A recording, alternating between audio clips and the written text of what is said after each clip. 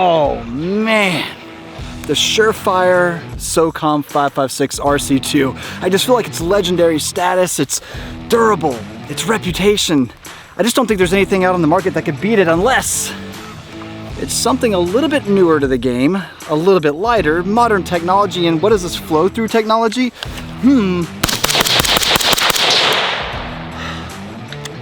I think it's time for a showdown between the SureFire RC2 and the HuxWrx 556k Flow.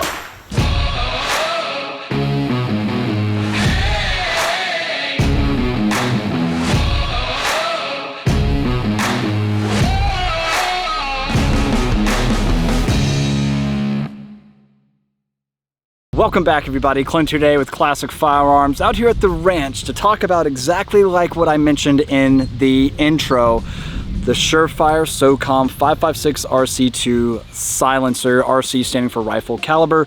And you know, it's a great can. As I mentioned, it's a fantastic silencer and it does a really good job at, you know, flash suppression and noise reduction and things like that, but it's also an old school silencer, and we've got newer things on the market now, like this HuxWrx Flow556k silencer, and we want to kind of take a test a little bit, right? Let's go ahead and compare the two here. And I know what you're thinking, Clint, how are you going to compare the two when they're on obviously two different types of firearms? We've got an 11.5-inch direct impingement upper receiver on my short-barreled rifle Mark 18 lower, and you're probably like, that doesn't make any sense because you've got a short-stroke piston-driven system, well, SIG Spear LT.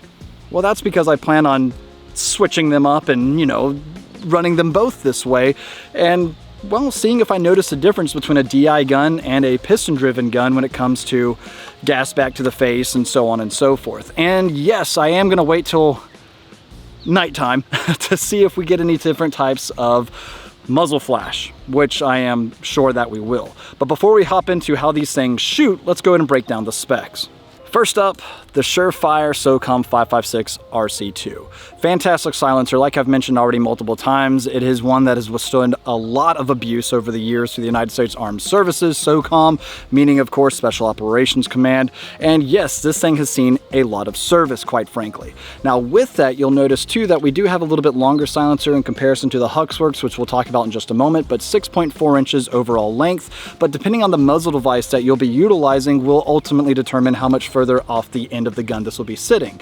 So typically it's usually just under 4 inches or so that you're adding to the gun because, again, your muzzle device, which underneath here we do have a 3-prong war comp.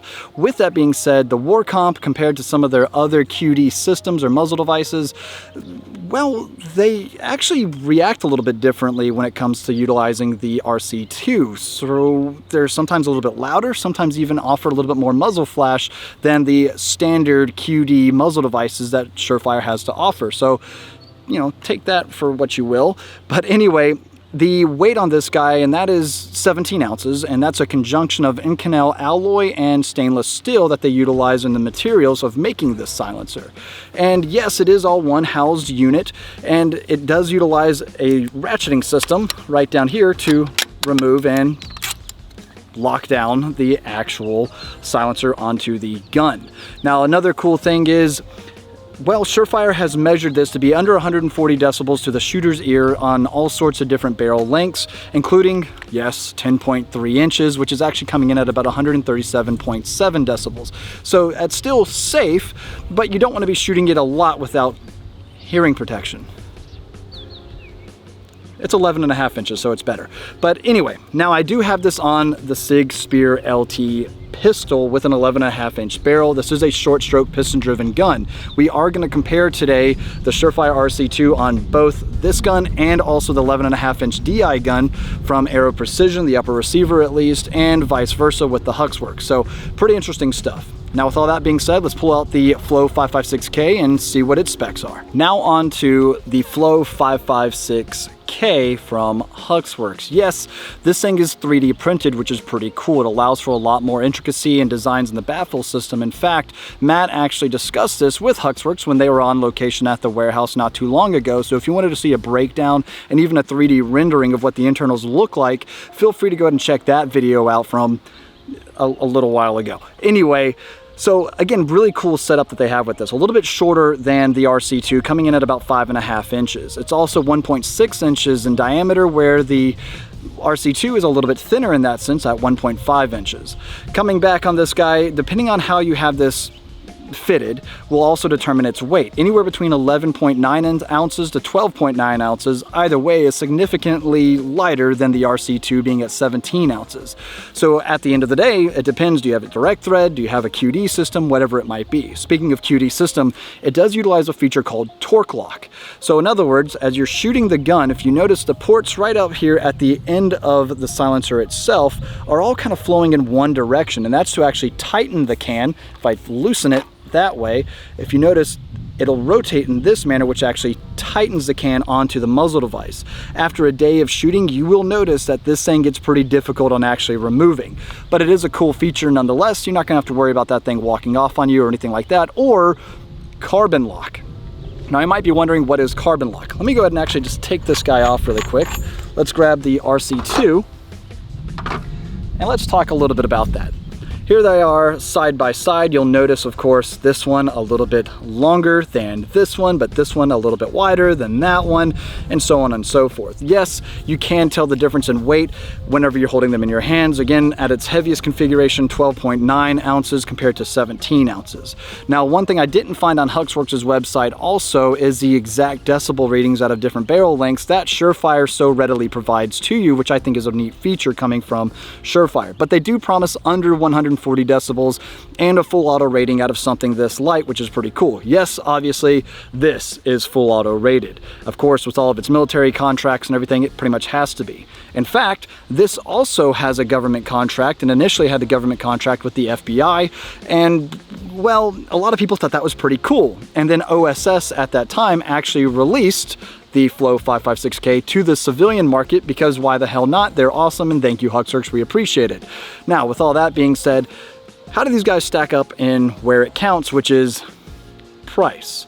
Because they're both pretty expensive. MSRP on this one's right around $1,200, and you'll find these coming in at over $1,300. So yeah, pretty expensive at the end of the day, but which one are you gonna spend your money on? Well, let's go ahead and throw some rounds down range with each configuration with direct impingement and a short stroke piston design, and let's see how they feel. So before we start sending rounds with the RC2, I mentioned carbon lock a little bit earlier. You might be wondering, what the hell is carbon lock? Well, let me explain it to you really quick. Carbon lock is whenever the ratcheting system still works and you're able to remove this freely, but the can won't come off. And that's just because there's been so much carbon buildup from the actual muzzle device. Typically happens with war comps, I know, and it has happened to me on my Mark 18 before, and I have the close time war comp on that guy. And what that ultimately means is there's been so much carbon built up between the muzzle device and the silencer that it won't come off. SureFire has found a way to actually remedy this, and I have tried it, and it works, and it's also not a good time. And that is to take the actual collar and loosen it all the way, and then shoot around. And this thing pretty much mortars itself off of there, and it's pretty funny. You get a bunch of crap blown back into your face. Not a good time. Would not recommend just aiming with it. And it also launches this little guy about like 40 feet. So be prepared for carbon lock if that ever happens to you. Now let's go ahead and run a couple rounds through this guy. I do not have the suppressor setting on, just regular. We're just gonna send it, all right? And let's see how this feels.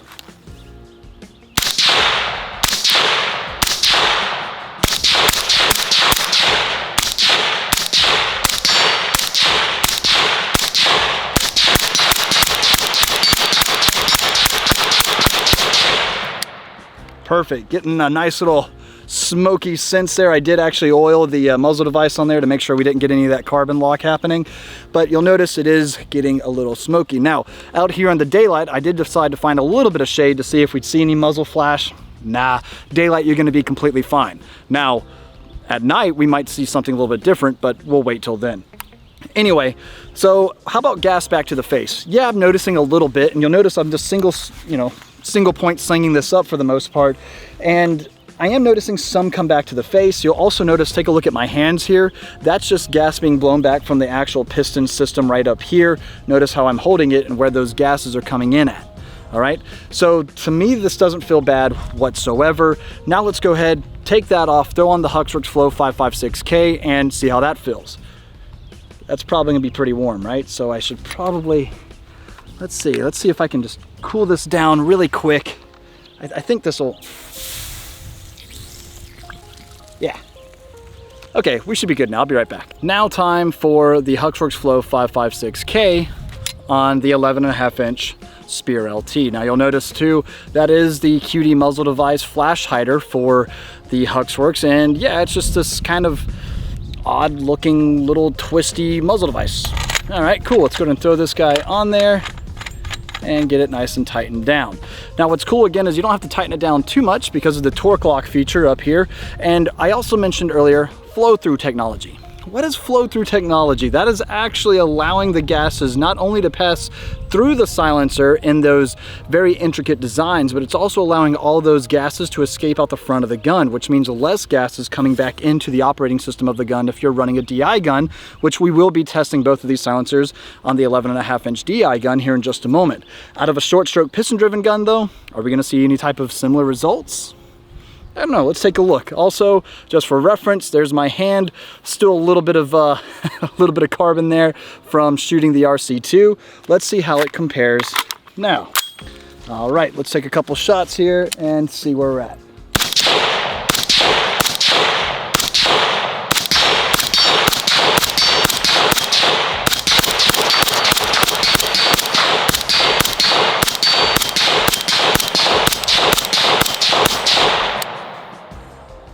Yeah, so I can tell a difference right away actually. And yes, we're getting a little smoky again. How you like that?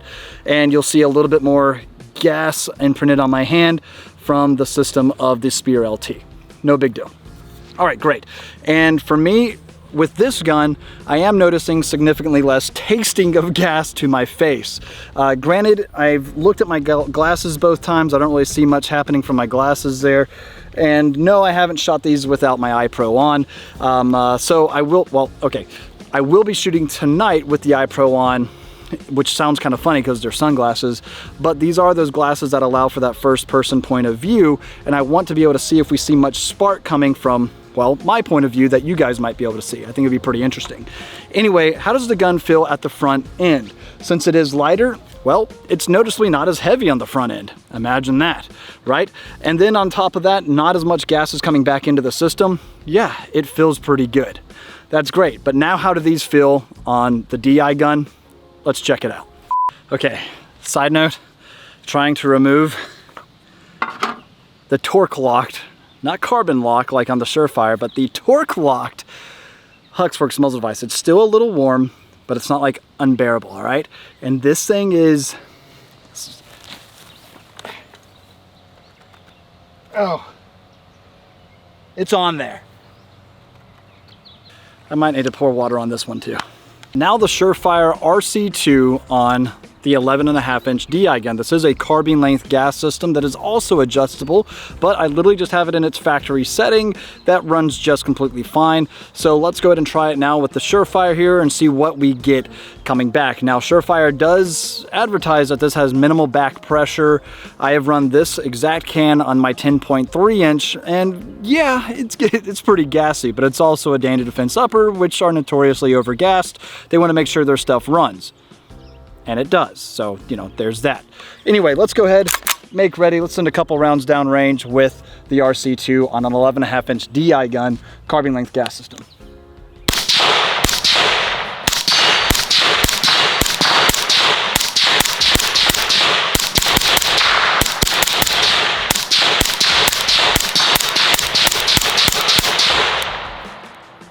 Okay, that felt really good.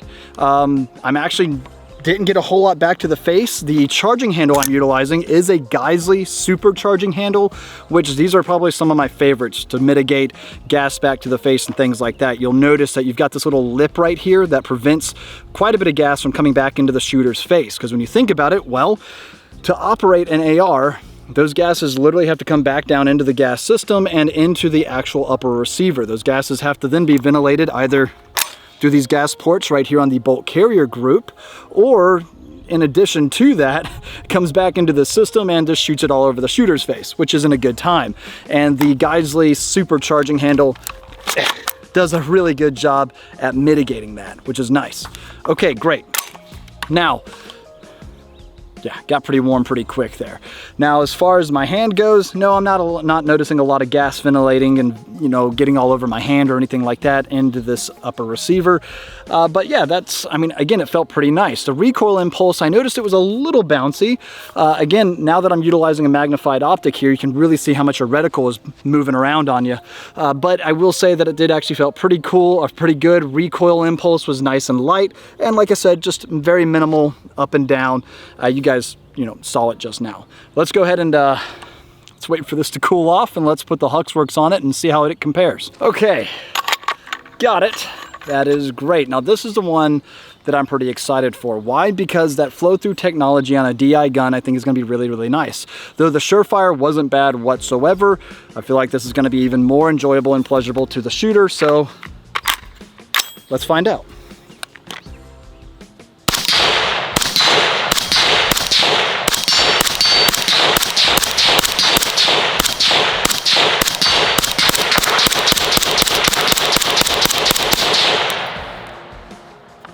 I noticed nothing. Noticed nothing back to the face whatsoever, and that was awesome. That feels great. Exactly what I would expect and what I would want from this silencer. So that's great. And again, it being a little bit lighter is nice.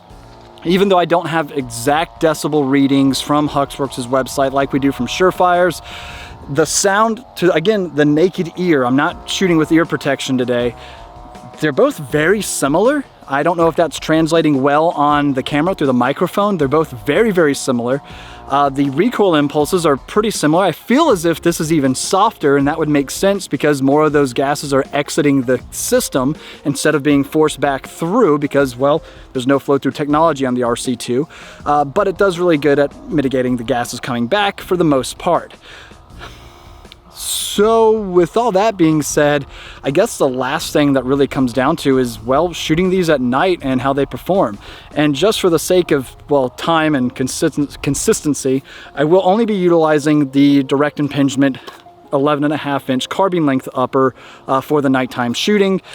And we're gonna see what type of muzzle flash we get, and that's ultimately all we're really testing for. So what I'll do is I'll send my drone downrange and have it facing me uprange, and let's just see what our muzzle flash looks like. SureFire RC2 low light, let's see it.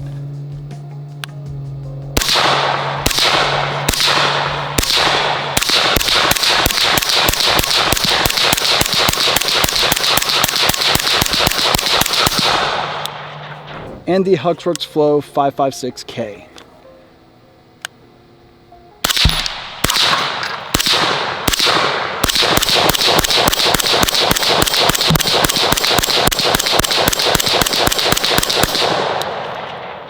So when shooting these at night, I noticed some pretty interesting things. Starting off with the RC2, again on the 11.5-inch DI carbine length upper receiver, I noticed that this actually had a very minimal well, first round flash, you know, that first round pop that's notorious for DI guns. It also had a very minimal flash signature. It was just one of these things where it had like this little bit of a flash that started off a little bit thicker towards the muzzle, towards the closer of the silencer, then as it tapered off a little bit. It was pretty interesting to see, and at least something I noticed from the profile view and also from the drone's perspective, which is again a very minimal muzzle flash coming from the RC2. Then there's the Flow556k, which I thought was pretty interesting, though there wasn't a whole lot of muzzle flash either. It was just different. But in addition to a bunch of sparks kind of flying all the way around this thing, and I noticed that immediately when I started shooting, well, from my perspective, as you guys see from my glasses, or at least maybe it showed up, but I at least know it showed up from the drone's perspective, and you've got all these tiny sparks that are flying all around, but it's, again, not a whole lot of them, I should say, but it's at least noticeable enough to kind of, you know, I don't know, throw you off a little bit, but it's not too entirely of a big deal. So I think I am gonna have to give the SureFire a nod to, well, flash suppression, which is something important if you ask me. Again, not saying that this is terrible, but if I was gonna be doing some low light nighttime activities, then maybe I'd wanna go with this can. I don't know, let me know what you guys think down in the comment section below. But with all that being said, which can, at the end of it all, would I take? The SureFire RC2, slightly longer, slightly, you know, thinner. It's also a little bit heavier than the HuxWrx Flow556k. This one's coming in at over $1,300. This one's right around $1,200. So that's a nice feature, but this one again being only 14, or I should say 12.9 ounces, not 14, and this being 17 ounces, there is quite a bit of a difference when it comes to weight. I also like the muzzle devices that SureFire has to offer over HuxWrx's, but I really also like the design of the torque lock system and not so much the ratcheting system that SureFire has. I like HuxWrx's design over that. So it's really a difficult choice between the two at the end of the day, but that one's hard, it really is, but I do believe just because it's lighter, that flow-through technology means you're not getting as much gas back into the system, which means also a lighter felt recoil and a little bit less gas, well, a lot less gas coming back into the shooter's face. So I think ultimately I'm gonna be going with the HuxWrx Flow556k on a majority of my guns. Just because of, you know, the aestheticism and everything else, I think my Mark 18 is still gonna have the SureFire RC2. All right, so there, you know, whatever. Anyway, let me know at the end of the day, which one of these two would you guys prefer? Which suppressor, silencer term you choose on using is your favorite? Oh, and one last thing I forgot to mention, the ammo. I was utilizing PMC M193 or the XM193 55 grain ammo today, just so you guys know what I was shooting. I probably should have mentioned that at the beginning of the video, but hey, better late than never. Anyway, I'll leave it off there, guys. Again, I'll see you down in the comment section. God bless you guys, and we'll see you soon.